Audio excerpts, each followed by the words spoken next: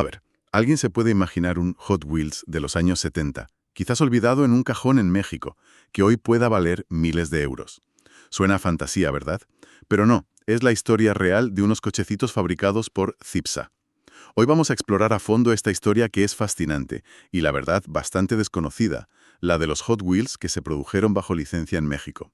La empresa era la Compañía Industrial de Plásticos S.A., Cipsa, allá por los años 70.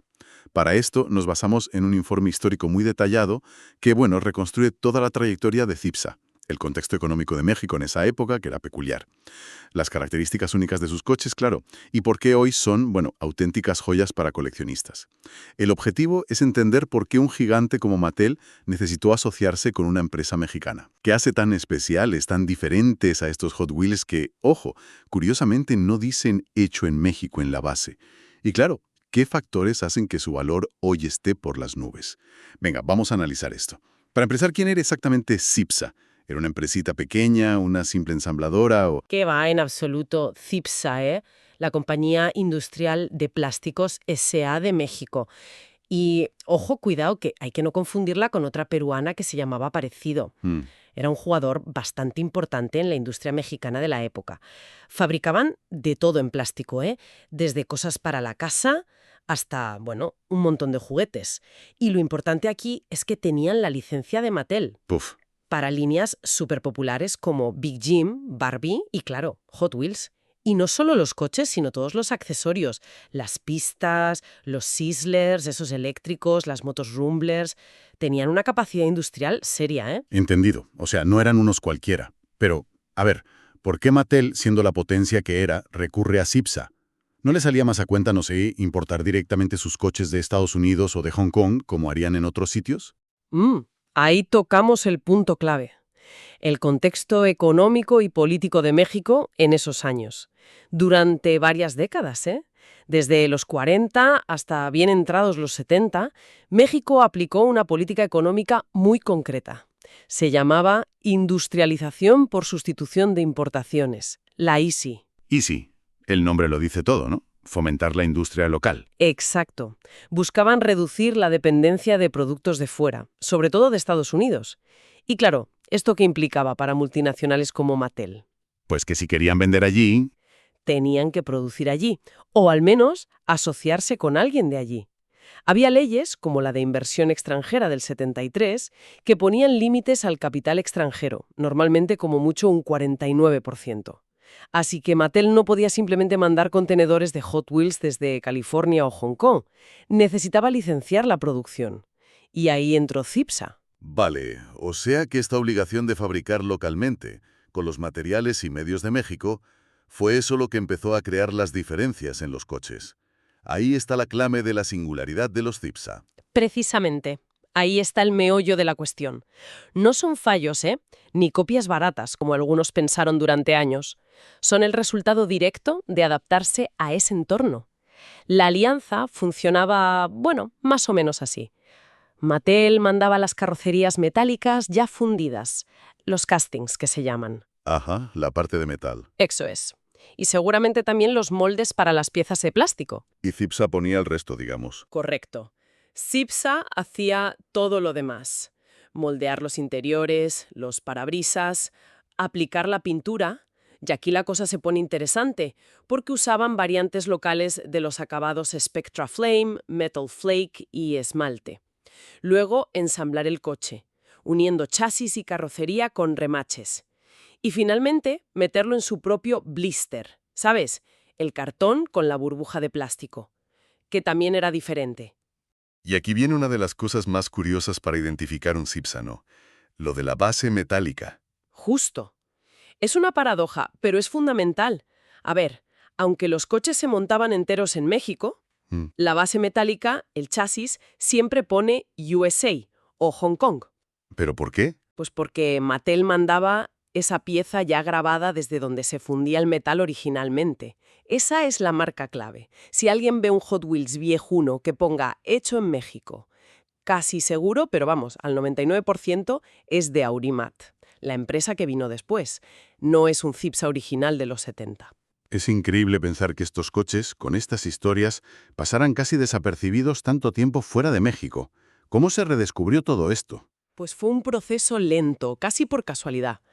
Durante décadas los coleccionistas de fuera, si veían uno, pensaban, esto es falso o es una variante rara, sin más. El cambio vino sobre abril de 2004. Empezó en un foro de internet, ¿sabes? Una discusión sobre un modelo raro, un Superfine Turbine, que tenía cosas raras. Y poco después, ¡zas!, apareció en eBay un blister Cipsa original, sellado de fábrica, con toda la info de la empresa mexicana. La prueba. La prueba definitiva. Eso confirmó que eran oficiales, que eran legítimos. Qué bueno. Una revelación tardía. ¿Y la información que tenemos hoy, de dónde sale principalmente? Pues mira, de 3 sitios clave que han sobrevivido. Algunos catálogos de juguetes de Cipsa, de la época. Ujú. La información que viene detrás en el cartón de esos poquísimos blisters sellados que aparecen. Ujú. Y también los dibujos o fotos que salían en algunas cajas de sets de pistas. Has mencionado los blísteres. Eran muy diferentes a los americanos. Sí, el empaquetado también tiene su miga. Los de Cipsa solían ser un poco distintos en tamaño y forma. Y la burbuja de plástico, la que cubría el coche, a menudo era como más gruesa. A veces se veían hasta marcas del molde. Otra prueba de que se hacía allí, con sus medios. Encontrar uno hoy sellado, intacto, ¡buah!, es una rareza tremenda. Y claro, multiplica el valor del coche. Entiendo. Entonces, con estas pistas, con estas fuentes, se ha podido ir reconstruyendo la historia de la producción. ¿Cómo fue cambiando la cosa mientras Cipsa los fabricó? Sí, se ha logrado montar una cronología, más o menos. Se habla de unas 5 fases o olas de producción, que irían desde 1971 hasta quizás 1975. En total, se conocen al menos 33 modelos distintos de Hot Wheels hechos por Cipsa. Y lo interesante es ver cómo evolucionan, porque reflejan seguramente las dificultades que tenía la empresa para seguir los estándares de Mattel, por culpa de esa política de sustitución de importaciones. ¿Y cómo fue esa evolución? ¿Empezaron intentando ser muy fieles al original? Exacto. La primera ola, allá por el 71, según el catálogo de ese año, tenía modelos como el Porsche 917, el Ferrari 312P, y ahí parece que intentaban clavarlo. Usaban pintura Spectra Flame, esa tan chula, brillante, en pocos colores, eso sí, interiores casi siempre negros, las ruedas Redline normales, las de la línea roja, y los remaches que unen el chasis y la carrocería, pues normales, como los de Mattel. Vale, empezaron bien, pero imagino que mantener esa fidelidad se fue complicando. Tiene toda la pinta. Ya en la segunda ola, sobre el 72, esta es más difícil de datar porque no salían coches sueltos en el catálogo, parece. Modelos como los Funny Cars Snake 2 y Mongoose 2 o el McLaren M6A. De este último se encontró una hoja de pegatinas en español, fíjate, lo que confirma que era de allí. Estos coches seguramente iban en los sets de pistas. Y aquí ya vemos cambios, pinturas tipo Metal Flake, con purpurina, digamos, y un esmalte naranja muy suyo. Los interiores ya no eran solo negros, también los había en un color crema clarito.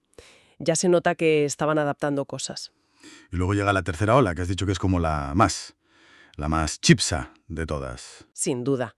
La ola 3, sobre 1973, es quizá la más icónica. Es donde la adaptación local se ve a las claras.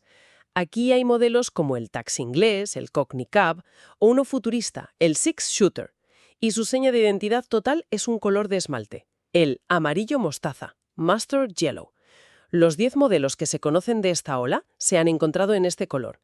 Es una prueba brutal de que estaban usando pigmentos locales, sustituyendo los importados. La política Easy en acción. Qué fuerte lo del color mostaza. ¿Alguna otra cosa de esta ola 3? Sí, varias. Los interiores suelen ser de un plástico blanco muy brillante, muy nítido. Y el cristal, las ventanillas, es de un azul claro muy característico. No es el tintado normal de Mattel. Y aquí empieza a verse otra marca de la casa Cipsa. Los remaches de la base empiezan a tener un aspecto tosco, irregular. Tosco.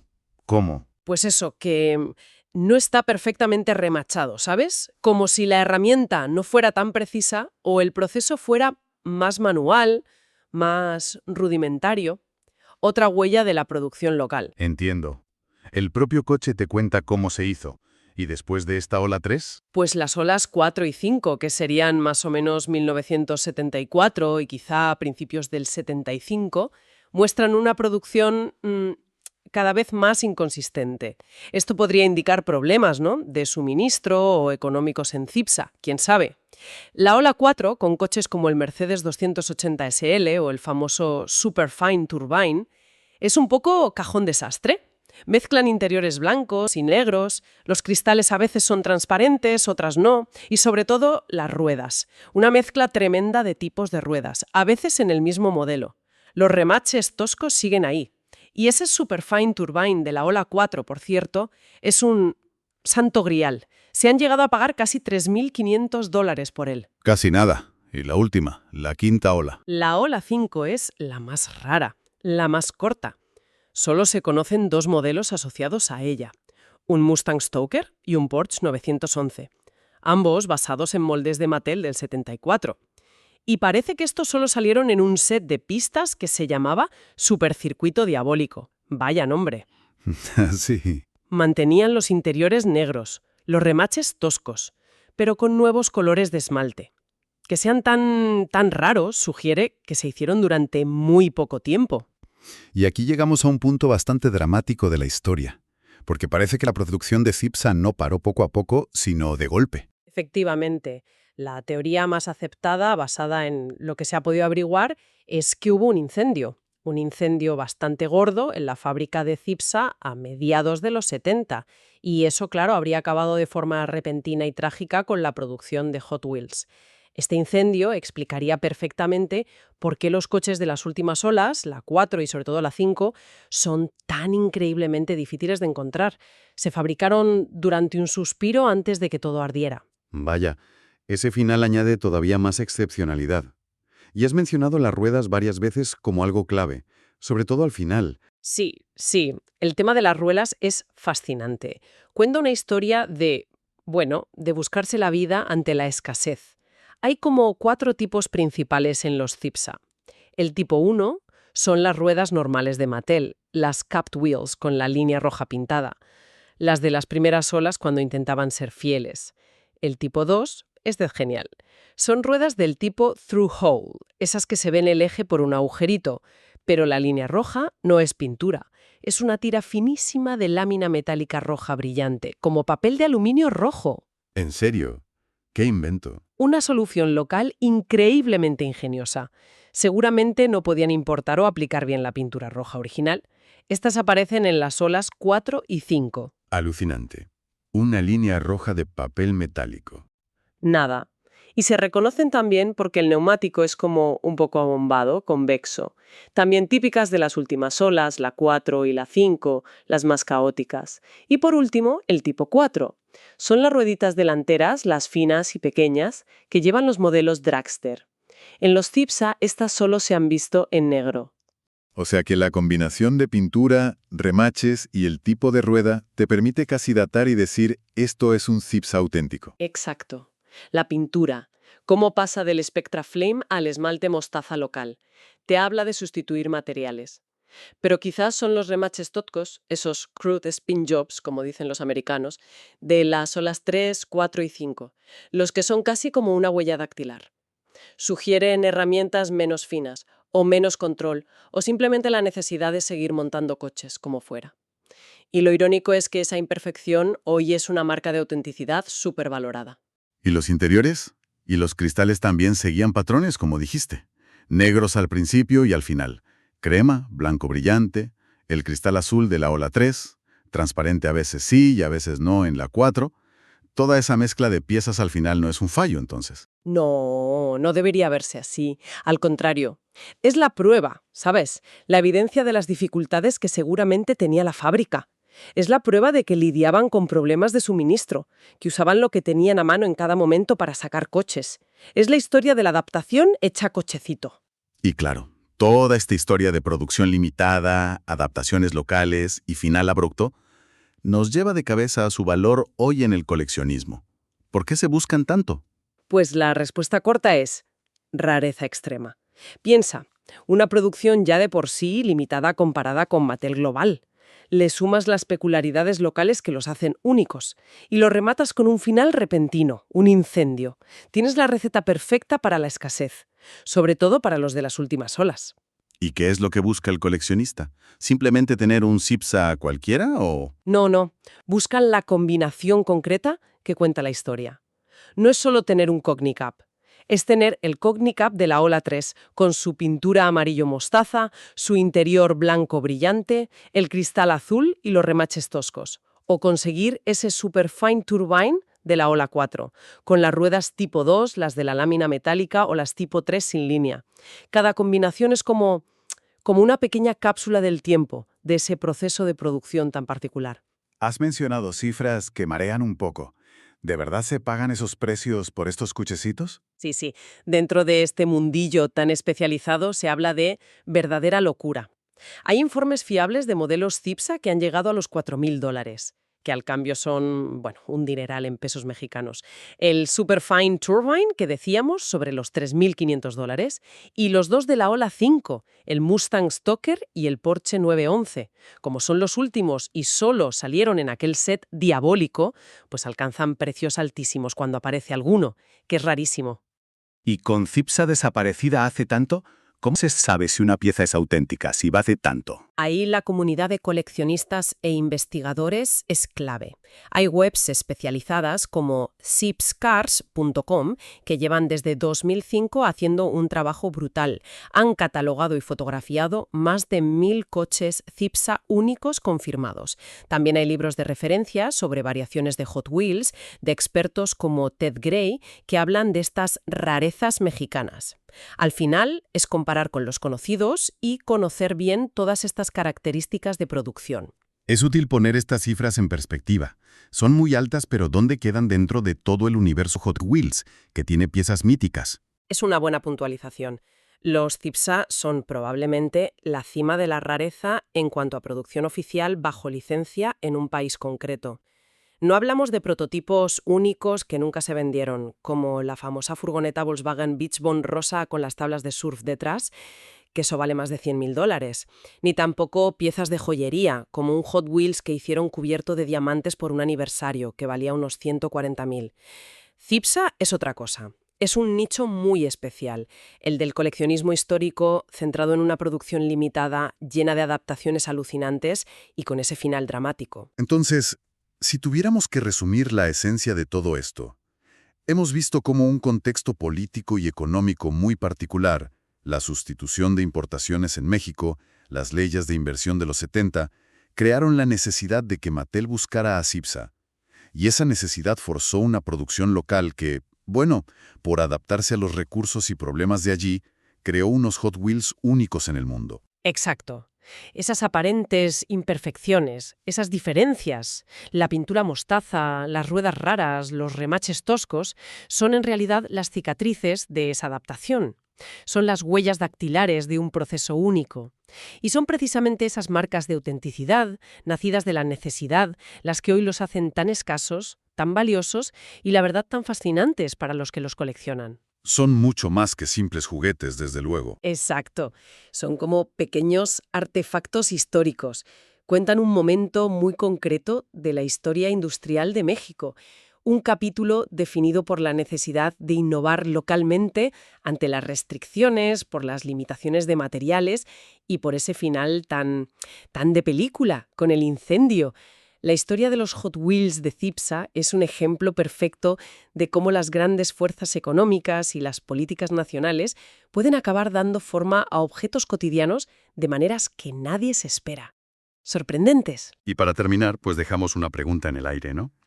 Más allá del valor económico, que es altísimo, de estos Hot Wheels de Cipsa, ¿cuántas otras historias parecidas de adaptación industrial, quizá olvidadas hoy, podrían estar escondidas en otros juguetes? En otros objetos cotidianos de otras épocas, de otros lugares, productos que nacieron de circunstancias económicas o políticas únicas y que están ahí, esperando, simplemente esperando a que alguien mire con atención, conecte los puntos y, redescubra su historia singular.